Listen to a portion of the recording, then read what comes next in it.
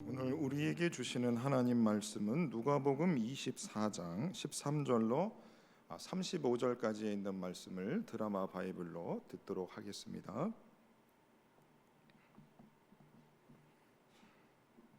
25일이 되는 엠마오라 하는 마을로 가면서 이 모든 된 일을 서로 이야기하더라.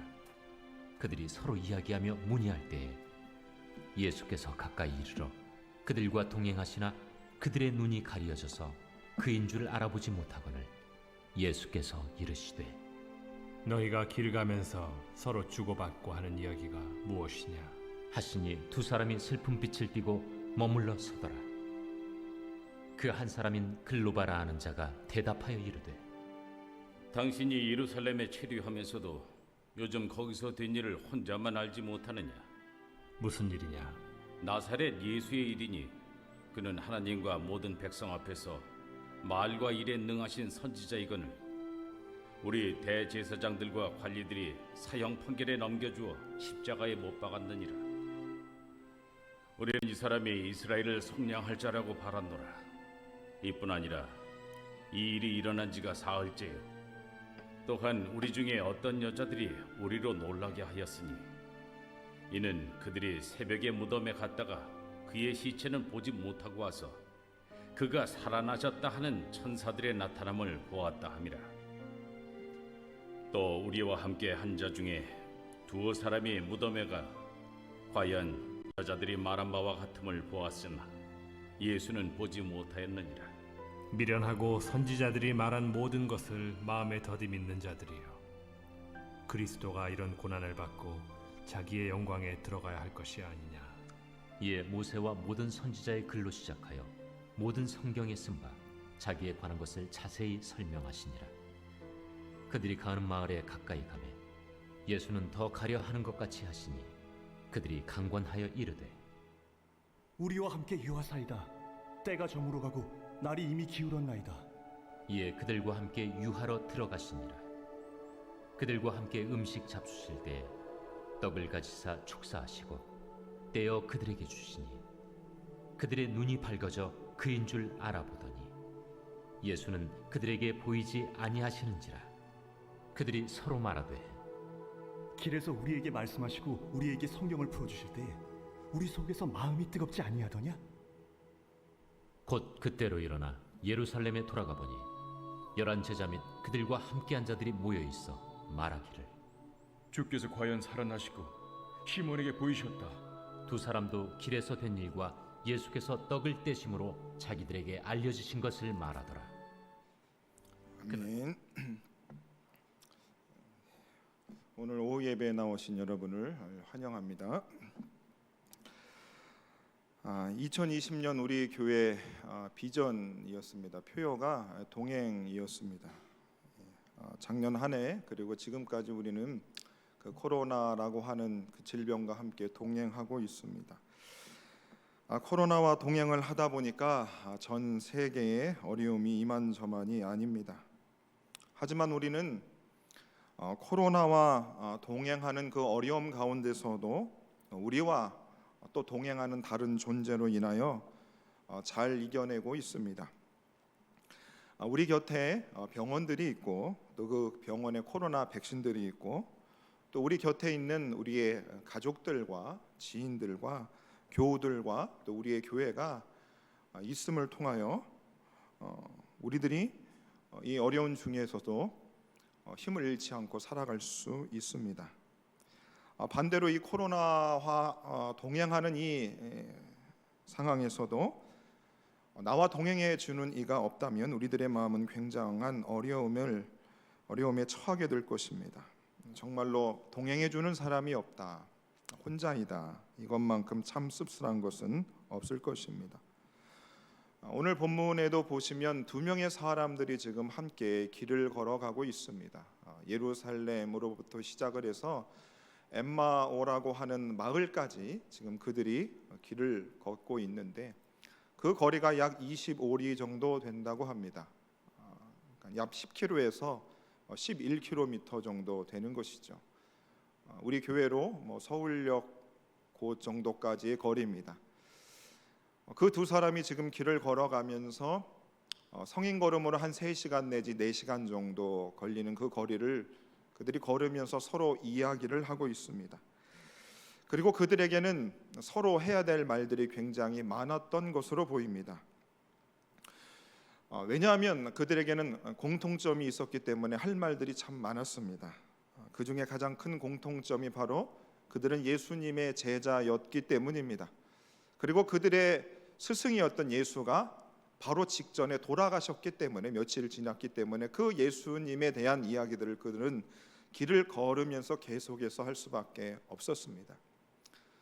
오늘 본문에 등장하는 이 2명의 제자들의 한 사람의 이름은 글로바라 되어 있고 다른 한 사람의 이름은 나와 있지 않습니다. 그래서 성경의 학자들은 예수님에게 12명의 제자뿐만이 아니고 그 12명의 제자 외에 다른 수백 명, 그 이상의 제자들이 있었다고 하는데, 오늘 본문에 나오는 이 글로바와 이름이 나와 있지 않는 그 제자들은 12명의 제자 속에는 포함되지 않는다라고 해석하는 학자들이 많이 있었습니다.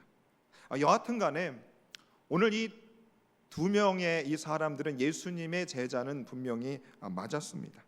오늘 13절과 14절에 보시면 그날에 그들 중 둘이 예루살렘에서 25리 되는 엠마오라 하는 마을로 가면서 이 모든 된 일을 서로 이야기했다고 합니다.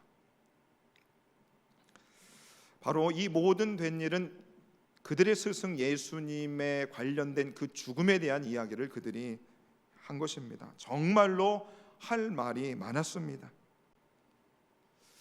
왜냐하면 예수님이라고 하는 분은 그들에게 알고 있었던 그냥 단순한 지인도 아니고 옆집에 사는 아저씨도 아니고 그들이 알지 못하는 이의 죽음이 아니라 그들이 믿고 따랐던 스승, 단순히 지금 우리들이 학교에서 우리를 가르쳐 주시는 선생님이나 교수님 그 이상, 이스라엘을 구속하시고 속량하실 하나님의 말씀에 능하신 선지자로 그들은 그 예수님을 그렇게 믿고 따랐기 때문에 그들은 무척이나 할 말이 많았습니다.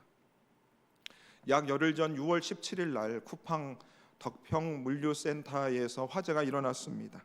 그리고 그 화재로 인하여 그 물류센터가 모두 전소된 것을 여러분 뉴스를 통해서 보셨을 것입니다. 그리고 그 화재로 인하여 경기도 광주 소방서 구조대장이셨던 김동신 소방관님께서 그 불을 진압하는 과정에서 목숨을 잃게 되었습니다. 그리고 그분의 연결식을 TV 뉴스를 통해서 제가 잠깐 보았는데, 그 연결식을 할 때 함께 했던, 저는 그분을 알지도 못하고 그분과 아무런 관련이 없었음에도 불구하고 그분의 그 연결실 앞에 굉장히 마음이 아프고 슬펐는데, 함께 동료로 있었던 그 소방관들이 제복을 입고 그 시신이 가는 그 좌우에 서서 그 시신을 바라보는 그들의 그 눈빛과 그들의 심정, 그리고 그 소방관님의 가족들의 마음은 함께 삶을 동행했던 그 동행자를 잃었다고 하는 그 슬픔과 마음의 어려움은 저와 비교할 수 없을 만큼 굉장히 힘들고 아팠을 것이라 생각됩니다. 이와 마찬가지로 오늘 엠마오로 걸어갔던 2명의 제자들 역시 스승 예수님의 죽음에 대한 이야기를 하면서 그들의 마음 역시 굉장히 아프고 속상하고 정말 힘이 들었을 것입니다. 그들의 상황에 대해서 성경은 그들의 그 아픈 심정을 오늘 본문에 기록하고 있습니다. 17절 말씀을 보시면 이렇게 기록되어져 있죠. 2 사람이 슬픈 빛을 띠었다라고 오늘 그 2 제자에 대한 그들의 표정을 성경의 기자는 기록하고 있었습니다. 그 2명의 제자가 침통한 표정으로 지금 길을 걸어가고 있었습니다. 자, 우리들이 슬픈 일을 당할 때에, 어려운 일을 당할 때에 혼자 있지 말라는 이야기를 우리가 많이 듣습니다. 왜냐하면 정말로 마음이 힘들고 어려울 때 혼자 있으면 더 마음이 무거워지고 또 좋지 못한 생각도 할 수 있어서 함께 있으라고 합니다. 여러분, 우리가 알고 있는 믿음의 영웅이었던 그 엘리야 선지자조차, 그 엘리야 선지자가 바알과 아세라 850명의 그 선지자와서의 대결에서도 승리했던 그 믿음 좋았던 능력을 베풀었던 그 엘리야 선지자가 그 일들을 할 때는 하나님께서 그와 함께 하시고 동행하신다는 확신 가운데서 그런 일들을 감당해냈습니다. 하지만 그 선지자들을 다 죽이고 난 후에 아합 왕의 아내였던 이세벨이 엘리야 선지자를 찾고 그를 이제 죽이겠다고 하는 그 소식을 엘리야가 듣고 엘리야가 어떻게 했습니까? 나는 전능하신 하나님의 이름을 가지고 하나님이 나와 동행하시기 때문에 엘리야가 이세벨 앞에 가서 하나님의 말씀을 선포한 것이 아니라 그가 유대 지역의 광야에 들어가 로뎀나무 아래에서 이렇게 고백을 하였습니다. 열왕기상 19장 14절에서 그가 대답하되 내가 만군의 하나님 여호와께 열심히 유별하오니 이는 이스라엘 자손이 주의 언약을 버리고 주의 제단을 헐며 칼로 주의 선지자들을 죽였음이며 오직 나만 남았건을 그들이 내 생명을 찾아 빼앗으려 하나이다. 우리가 생각할 때에 정말 구약의 선지자 중에서도 능력이 있는 그 엘리야라고 하는 선지자라고 한다면 그가 하나님과 동행하고 있고 함께하고 있기 때문에 저 이세벨 여왕이 나를 죽인다 할지라도 나는 두려워하지 않고 나는 맞설 수 있다라고 그런 고백을 했어야 할 텐데 지금 엘리야는 오직 나만 남았다라고 하는 내 주변에 동행하는 자가 없다라고 그는 고백하면서 낙심하고 있는 것입니다. 그러면 여러분 우리들이 나는 엘리야 선지자보다도 못한 사람이니까 오늘 우리가 이 엘리야의 고백을 통해서 우리가 정말로 어려울수록 우리가 슬픈 일을 당할수록 우리들 옆에 같이 있어줄 동행자가 필요한 것은 당연한 것입니다. 신약의 로마서 12장 15절에는 이런 권면의 말씀들이 있습니다. 즐거워하는 자들과 함께 즐거워하고 우는 자들과 함께 울라라는 말씀이 있습니다. 우는 자들과 함께 울라. 무슨 말일까요? 슬픔을 당해서 혼자 있는 듯한 그런 어려움을 당한 사람들 곁에 함께 있어주는 동행자가 되라고 우리에게 말씀하고 있는 것이죠. 우리 곁에 내가 슬프고 눈물 날 일들이 있을 때에 함께 울어줄 사람이 있는가? 이것은 굉장히 중요한 것입니다. 내가 아플 때에 함께 나와 함께 아파해 줄 사람이 있는가? 굉장히 중요한 것입니다. 삶을 살면 살수록 그런 주변의 사람들이 많아져야 하는 것입니다. 자, 그래서 우리가 서울 은연교회라고 하는 교회 공동체에 속해 있는데 그런 슬프고 어렵고 동행자가 필요할 때에 우리 교회 교우들이 그런 역할들을 담당해 줘야 하는 것입니다. 요한복음 8장에 보시면 현장에서 다른 남성과 간음을 하다가 잡힌 여인이 예수님 앞에 데려옴을 당하게 됩니다. 그리고 유대인의 율법을 따라 그녀는 간음을 하였기 때문에 돌로 쳐 맞아 죽어야만 하는 상황이었습니다. 예수님을 싫어했던 사람들이 그녀를 예수님 앞에 데려오고 예수님께서 율법에 따라 저 여자를 돌로 쳐 죽이라고 하는 음성을 그들은 듣고 싶어 했습니다. 하지만 예수님께서 지금 그녀가 간음을 하다 현장에 잡혀서 그 순간에 이 세상에 그녀와 누구도 같이 해줄 수 없는 오직 혼자만 있는 그 상황에서 우리 예수님께서 그녀를 돌로 치라는 말씀을 하시지 않고 땅에 앉으셔서 글씨를 쓰십니다. 그리고 예수님이 그 글씨를 쓰시고 아무런 말씀을 하지 않으니 그 주변에 있는 사람들이 예수님 왜 이렇게 머뭇거리고 있습니까? 왜 지체하고 있습니까? 저 여자는 마땅히 죽어야 합니다 라고 예수님께 재차 묻자 예수님께서 이렇게 일어서서 말씀하시지 않았습니까? 죄 없는 자가 돌로 그녀를 쳐라. 그러면서 한 사람 두 사람씩 어른으로부터 젊은 사람에 이르기까지 그녀의 곁을 한 사람 한 사람 떠나가기 시작했습니다. 그리고 그 간음을 하다 현장에서 잡혔던 이 세상에서 동행자가 없어서 가장 슬퍼하고 가장 고통을 겪고 있던 그녀 곁에 누가 남으셨습니까? 오직 예수님만 남아 계셨습니다. 예수님만 남아 계셨어요. 요한복음 8장 9절에 보시면 그들이 이 말씀을 듣고 양심의 가책을 느껴 어른으로부터 시작하여 젊은이까지 하나씩 나가고 오직 예수와 그 가운데 섰던 여자만 남았다, 이렇게 말씀하고 있습니다. 동행자가 없었던 그녀에게 유일하게 예수님이 그녀 곁에 있어 주었던 것입니다. 간음을 하다 현장에 잡혔던 그 여인에게 함께 해주셨던, 동행해 주셨던 우리 예수님께서 오늘 자신의 제자들이었던 슬픈 기색을 띠고 엠마오로 걸어가고 있던 그 두 제자와 우리 예수님이 동행해 주시지 않았겠습니까? 예, 동행해 주셨습니다. 우리 예수님께서 그 두 제자가 가는 그 길에 합류하시게 됩니다. 15절 말씀을 보시면 예수께서 가까이 이르러 그들과 동행하셨다라고 말씀하고 있지 않습니까? 맞습니다. 동행하고 계셨습니다. 그리고 동행하시는 그 예수님께서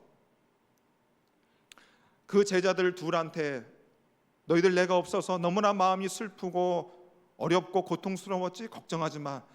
내가 너와 함께 할 거야. 너의 인생에 지금부터 영원토록 함께 할 거야 라고 예수님이 말씀을 해주시면 좋은데, 정작 예수님이 동행하셨지만 그 두 제자는 예수님이라는 것을 그들은 알지 못하였습니다.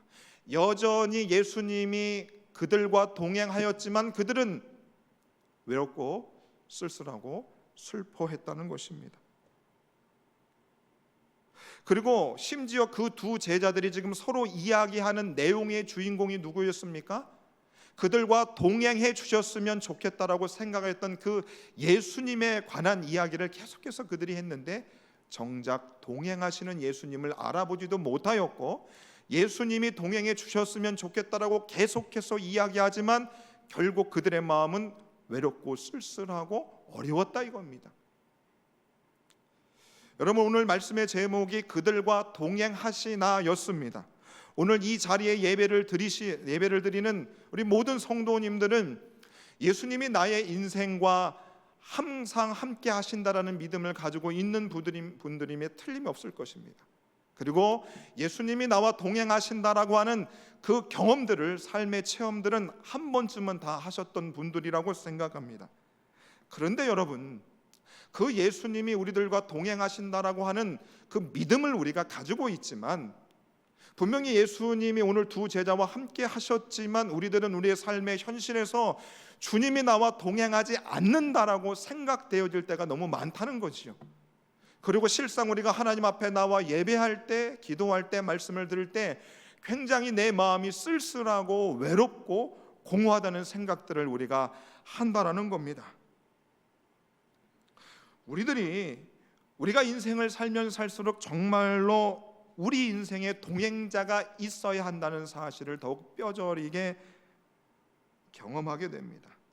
자, 그러면 하나님을 믿지 않는 사람들도, 또 하나님을 믿고 있는 우리와 동행하시는 그 하나님께서, 하나님이 우리와 동행해 주실 뿐만 아니라 우리와 함께 하신다는 그 증거로 우리들에게 사람들을 붙여주셨습니다. 여러분, 하나님께서 우리의 인생 가운데 우리의 동행자로 주신, 여러분 인생에 선물로 주신 사람들이 있을 겁니다. 이 자리에 결혼을 안 하신 분들도 있겠지만 결혼하신 분들은 그 마음이 있을 거예요. 하나님께서 내 인생의 동행자로 배우자를 우리들에게 허락하여 주셨습니다. 마음에 동의가 되지 않는다 해도 그런 표정을 지셔야 되는 거죠. 여러분 인생에 하나님이 함께 하신다는 그 증거로 우리에게 배우자를 허락해 주신 것입니다. 그래서 배우자를 인생의 동반자라고 하지 않습니까? 동반자라는 말은 짝입니다. 짝꿍인 것입니다. 함께하는 사람입니다. 여러분, 배우자와 인생을 어느 정도 삶을 사신 분들이 자식을 다 이제 키울 때쯤 이제 뭐 대학도 보내고 어느 정도 이제 열심히 사시다가 배우자와 이런 대화를 하신 분들이 분명히 있을 겁니다. 여보, 우리 자식들 다 결혼시키고 출가시키면 우리 둘이 오손도손 손잡고 여행 다니면서 남은 생에 삽시다. 이런 이야기들을 하셨을 겁니다. 안 하셨습니까? 하셔야 됩니다. 그리고 정말로 나이가 들수록 그 배우자가 내 인생에 정말로 소중한 하나님께서 주신 동행자라는 사실에 우리는 감사해야 합니다. 제가 아시는 분이 계신데 그분의 남편분이 술을 참 좋아하셨습니다. 그래서 제가 초등학교 시절부터 제가 초등학교를 가려고 하면 그분의 집을 반드시 지나쳐야 됐습니다. 그런데 학교 갈 때든지 또 학교 갔다 돌아올 때 보면 그 집에서 그 아저씨와 그 아주머니가 부부싸움 하는 소리가 굉장히 컸습니다. 그래서 왼순이 집에서 나가라느니 그릇 깨지는 소리도 수십 번을 제가 들었습니다. 그리고 그 집의 남편분께서 이를 술을 드시고 나면 그 집 앞에서 벌러덩 누워서 주무시는 것도 제가 여러 차례 보았고, 또 농번기에 한창 일을 해야 되는데 술이 채가지고 그냥 길바닥에서 왔다 갔다 하는 그런 광경들을 많이 목격을 했습니다. 그리고 그 남편분이 몇 해 전에 큰 병에 들으셔서 돌아가셨습니다. 그리고 그 집의 아주머니께서 남편이 떠난 뒤에 이제 속이 후련하다고 말씀하시고 살아가실 줄 알았는데 그 아주머니께서 친한 어느 분과 이런 이야기를 하셨다는 겁니다. 여보시게 내가 그 사람하고 수십 년을 살아서 살아있을 때 정말로 이 사람이랑 이 사람이 내 곁에서 없으면 참 좋겠다고 속이 후련할 것이라고 생각을 했는데 죽고 나니까 그 술 채고 말썽 피웠던 그 신랑이 그렇게 생각나더라 이겁니다. 그러면서 그 아주머니를 향해서 너도 네 신랑이 지금 문제를 많이 일으키지만 그래도 잘해주라는 이야기를 하더랍니다. 그 아주머니가. 저도 그 아주머니의 말씀에 동감을 합니다. 정말 속을 썩이는 배우자가 없는 것보다는 우리 나그네 인생, 고단한 인생을 사는데 배우자, 동반자, 동행자가 있는 것이 우리에게 좋다는 것입니다. 그만큼 우리들에게는 동행자, 동반자가 반드시 있어야 한다는 것입니다. 여러분, 스트레스가 만병의 원인이 된다고 하죠. 많은 부분에서 그 스트레스로 인하여서 여러 가지 질병들이 나타나는 것을 보게 됩니다. 그런데 어떤 학자가 조사를 했습니다. 스트레스를 사람이 가장 많이 받는 요인들이 무엇일까를 조사를 해봤는데 1위부터 3위까지가 다 이렇습니다. 자, 어떨 때 사람이 스트레스를 제일 많이 받는가? 첫 번째로 배우자의 죽음, 두 번째가 배우자와의 이혼, 세 번째가 배우자와의 별거였습니다. 사람이 스트레스를 가장 많이 받는 요인이 다 배우자와 관련된다는 거죠. 뭐예요? 인생의 동반자가 사람에게 없으면 그만큼 사람들에게는 너무나 힘들다는 것을 증거할 수 있는 것입니다. 그러니 오늘 글로바와 다른 제자가 그들의 인생에 함께 해주셨던 그 예수님이 떠나간 것은 그들의 인생에서 엄청난 충격과 어려움일 수밖에 없었다는 것입니다. 자, 그런데 예수님이 이제 그들과 동행하시면서 예수님이 그들에게 물어보셨습니다. 같이 동행하시면서 너희들이 하는 이야기가 무엇이냐라고 예수님이 말씀하시니까 두 제자가 이렇게 대답을 합니다. 18절에 보시면 당신이 예루살렘에 체류하면서도 요즘 거기서 된 일을 혼자만 알지 못하느냐. 자, 부활하신 예수님이 당연히 자신이 죽은 내용들을 모를 리가 없었지요. 그런데 제자들의 입장에서 지금 예수님께서 정말 동행자가 없는 혼자이시고 외톨이라고 생각할 수밖에 없는 단서를 제공해 주고 있는 거죠.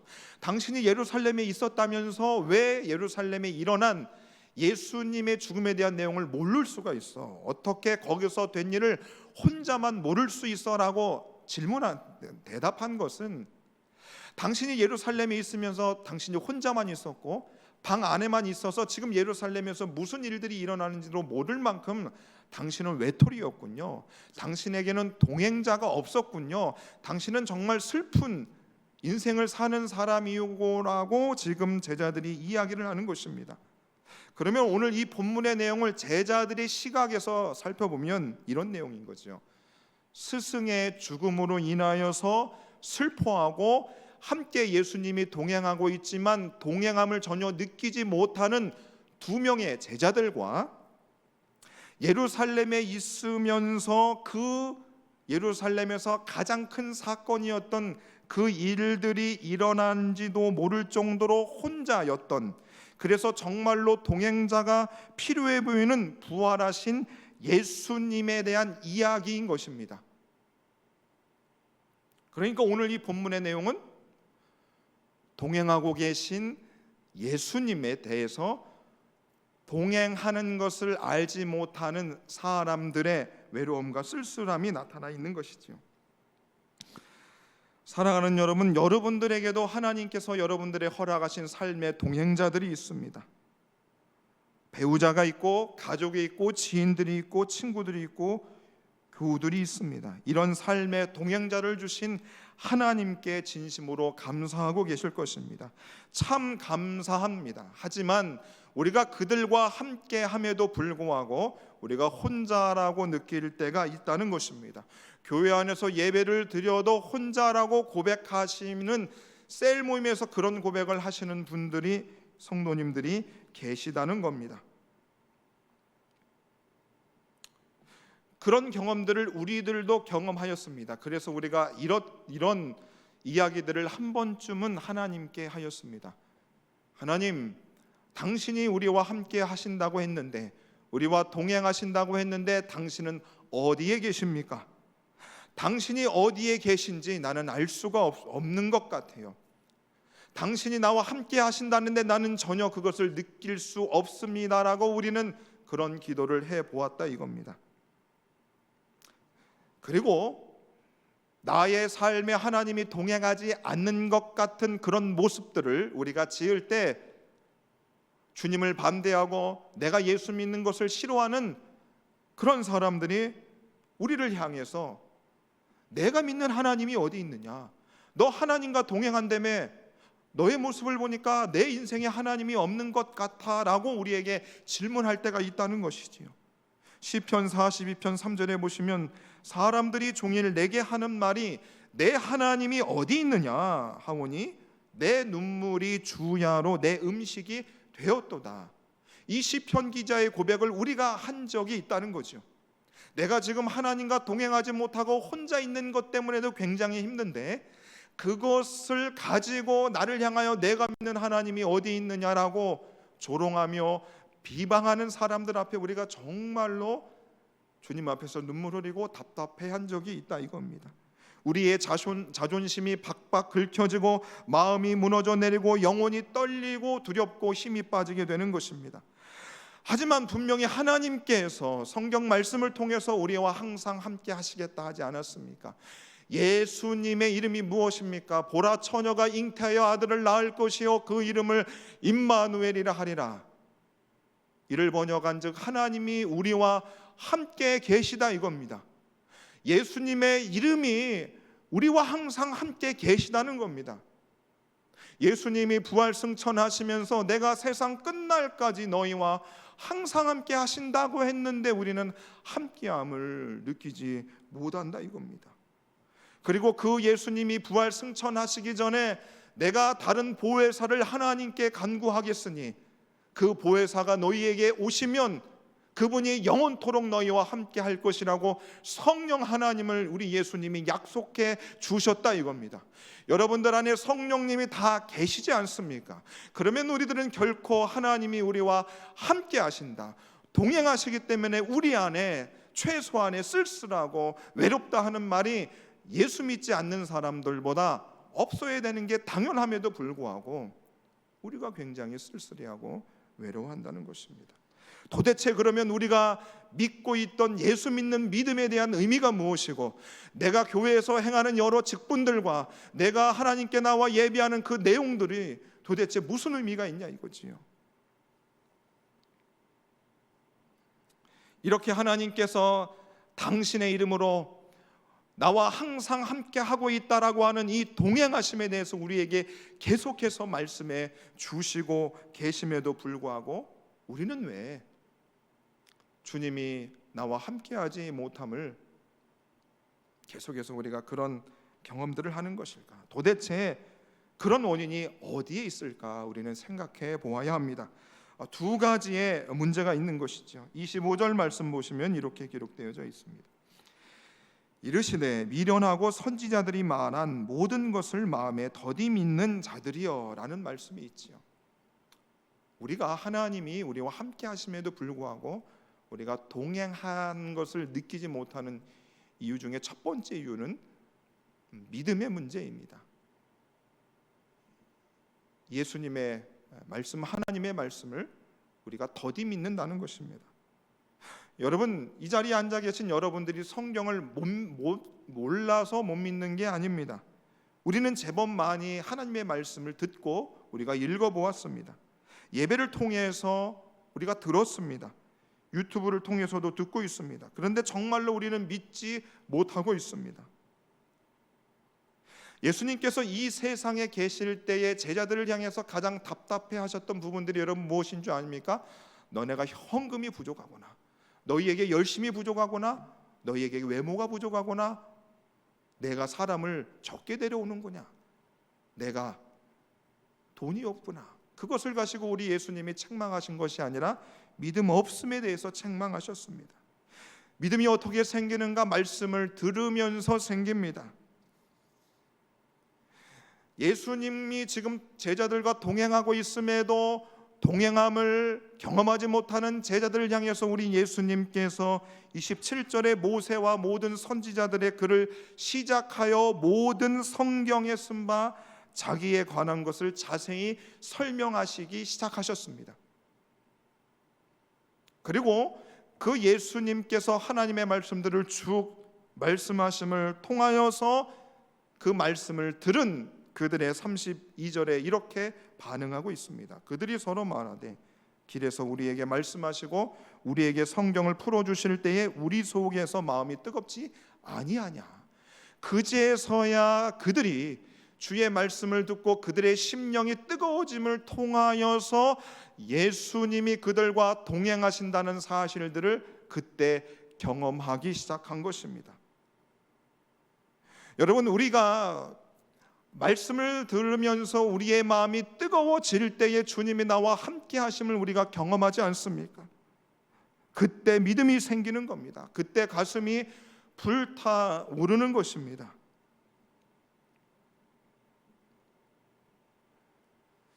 사랑하는 여러분, 동행자가 없는 이 세상 가운데서 하나님이 나와 동행하지 않는다는 그런 홀로 있음이 느껴지실 때에 주의 성령이 우리로 하여금 말씀을 깨닫게 하시고 그것을 통해서 우리의 가슴이 뜨거워짐을 통하여 하나님이 나와 함께 하심을 날마다 경험하시는 저와 여러분 되기를 소망합니다. 그래서 하나님이 나와 함께 하기 때문에 내가 세상이 말하는 여러 가지 것들이 없는다 할지라도 자신감과 당당함을 가지고 세상을 살아갈 수 있는 우리들이 되기를 소망합니다. 두 번째로, 하나님이 우리와 항상 함께 있음에도 불구하고 우리가 그것을 느끼지 못하는 두 번째 원인은 무엇인가? 16절의 말씀을 보시면 그들의 눈이 가리워져서 그인 줄 알아보지 못했다는 거예요. 지금 주님이 우리 곁에도 계심에도 불구하고 우리의 눈이 가리워졌다는 겁니다. 단순히 육적인 시력이 나쁘다는 것이 아니고 영의 눈이 가리워졌다는 것입니다. 그러면 영의 눈이 가리워졌다는 의미는 영적인 무지함인 동시에 또 다른 표현으로는 마음의 어두움을 의미하는 것입니다. 눈이 가리워졌다는 것은 계속해서 그들의 영적인 눈을 무엇인가가 붙잡고 있었다는 것입니다. 여러분, 우리들이 주님이 우리와 함께 하신다는 사실들을 우리가 가슴으로 느끼고 싶지만 우리들의 영적인 시야를 무엇인가가 우리를 계속해서 붙들고 있다는 거예요. 여러분, 그것이 무엇일까요? 마귀의 세력인 것입니다. 마귀가 우는 사람처럼 삼킬 자를 계속해서 찾듯이 그 마귀가 계속해서 우리로 하여금 주님이 우리와 함께 한다는, 그래서 믿음으로 살아가는 성 그리스도인들의 그 눈을 계속해서 마귀가 붙들고 있는 거예요. 보지 못하게 한다는 것이죠. 창세기 3장에서도 보시면 뱀이 하와를 유혹할 때에 먹음직도 하고 보암직도 하게 했다는 거죠. 그녀의 눈으로 하여금 하나님을 보지 못하게 붙들고 그녀의 눈을, 영적인 시각을 그 선악과 열매만을 보게끔 그녀의 눈을 붙들고 있었던 것입니다. 잠언 6장 25절에는 이런 말씀이 있어요. 내 마음에 그의 아름다움을 탐내지 말며 그 눈꺼풀에 홀리지 말라라는 말씀이 있습니다. 화장을 진하게 하고 야한 옷을 입은 그 음녀와 같은 그녀를 볼 때에 그녀의 아름다움을 탐하지 말고 그 아름다움에 그녀의 그 모습에 눈꺼풀이 홀리지 말라는 거예요. 걸려들지 말라는 겁니다. 죄의 덫에 빠진 바로 그 우리들이 결국 하나님께서 우리를 향해 그분의 얼굴을 가리우게 하시고 우리가 죄의 덫에 빠져서 하나님이 우리와 함께함을 보지 못하게 하는 그런 눈이 먼 것과 같은 그런 원인들이 바로 죄로부터 일어난다고 하는 것입니다. 우리들이 잘 알고 있는 삼손이 있습니다. 그가 위대한 하나님의 사사였습니다. 그의 머리카락이 길었을 때 그는 하나님의 일들을 굉장히 잘 해냈습니다. 그런데 음료와 같은 드릴라라고 하는 그 여인에게 그의 영적인 눈이 고정되었을 때에 그가 머리카락이 잘려지고 그의 실제적인 그의 두 눈이 뽑혀서 그는 세상도 보지 못하고 하나님도 보지 못하는 맹인과 같은 자가 되었습니다. 그런데 그가 하나님 앞에서 자신의 죄악을 회개함을 통하여서 그의 영적인 눈이 띄어지고 그가 마지막에 하나님을 바라는 사람들과 함께 죽음을 당하게 되었습니다. 그러면 여러분, 우리들 역시 우리가 죄의 덫에 빠져서 주님이 우리와 함께하지 않는다라고 하는 그 쓸쓸함 가운데 그런 상황이 있을 때 우리가 누구를 찾아가겠습니까? 세상 친구를 찾아가겠습니까? 그럴 수 없지요. 자, 그때에 그럼 주님은 과연 어디에 계실까? 내가 범죄하고 주님이 나와 함께하지 않는다는 그런 어려운 상황이 있을 때 과연 주님이 어디에 계실까? 여러분 생각해 보시면 시편 139편 8절에는 이렇게 기록하고 있습니다. 내가 하늘에 올라갈지라도 거기 계시며 수월에 내 자리를 펼지라도 거기 계십니다. 여러분, 수월은 지하세계, 지옥, 죽은 자들의 거쳐 돌아올 수 없는 곳이라고 하는 겁니다. 우리가 설령 범죄하여 하나님이 우리와 함께하지 않을 뿐더러 나 인생에 나 홀로라고 하는 그 자리에 있을 때라도 우리 주님이 내가 지옥에 있는 그 한에 있는다 할지라도 주님이 거기에도 하나님께서 계신다라고 하는 것이지요. 무슨 말씀이에요? 하나님이 내가 어디에 있든지 간에 그분은 내가 지옥에 간다 할지라도 그곳에서도 나와 함께 해 주신다고 하는 것이지요. 하나님이 우리를 자녀 삼아 주신 것은 그 은혜가 우리에게 너무나 큰 것입니다. 여러분, 우리 인생에 이런 일들이 반드시 찾아올 수 있습니다. 평생을 나와 함께 하자고 했던 그 배우자가 어느 날 내 곁을 떠날 수 있습니다. 나의 자녀들이 떠날 수 있고 내 지인들이 떠날 수 있는 이 세상에 나가 혼자라고 하는 그 상황 때에도 우리 주님이 그때에 내 곁에 없는 것 같은 생각에 듣는다 할지라도 거기에도 우리 주님이 함께해 주신다는 것입니다. 사랑하는 여러분, 이 세상 우리는 홀로 갈 수 없고 가서도 안 됩니다. 우리들에게 붙여준 우리의 배우자, 우리의 가족들, 우리의 교우들 먼저 귀하게 여기십시다. 우리의 배우자를 사랑하고 우리의 가족을 사랑하고 우리에게 붙여준 사람들을 사랑해야 합니다. 그들이 우리 곁에 주신 것은 하나님이 우리와 함께 계심을 직간접적으로 보여주고 계신 것이지요. 하지만 사람으로 인하여 그들과 도저히 함께할 수 없을 것 같은 상황이 우리에게 찾아올 수 있습니다. 그래서 주님이 나와 함께하지 않고 나 홀로 인생길을 걷는다는 하나님의 부재의 시간들이 반드시 있을 것이고 그 시간들을 경험하는 분들이 있을지 모릅니다.